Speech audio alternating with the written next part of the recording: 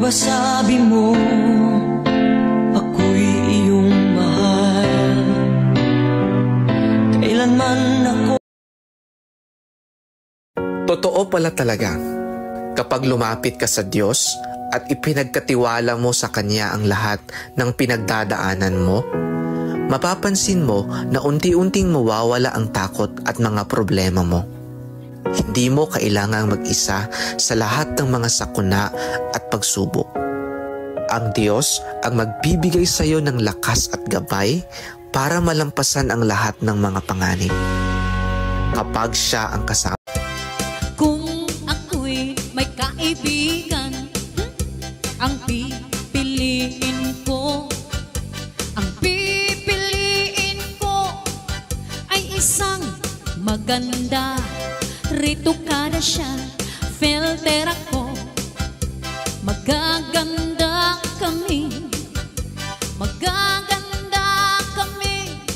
parehong fake ang beauty. Huwag kang magpadala sa problema dahil lilipas din yan. Kung ngayon ay inuulan ka ng pagsubok, gawin mong payong ang panalangin, tiwala lang sa Diyos.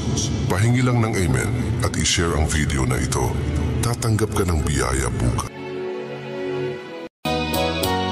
May kahati pala ako sa puso mo. Ako ay may alinlangan sa'yo. Di pa ba sapat ang pag-ibig na dinulot ko?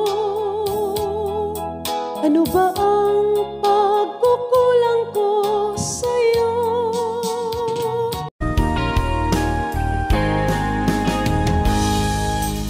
Darating na ng isang araw, ika'y lilis at di na matanaw. Titigil sa pag-ikot ang mundo dahil wala ka na sa piling ko. Nakakasira pala ng ulo yung magmahal ka ng todo. Lalo na pag yung minahal mo, sira ulo.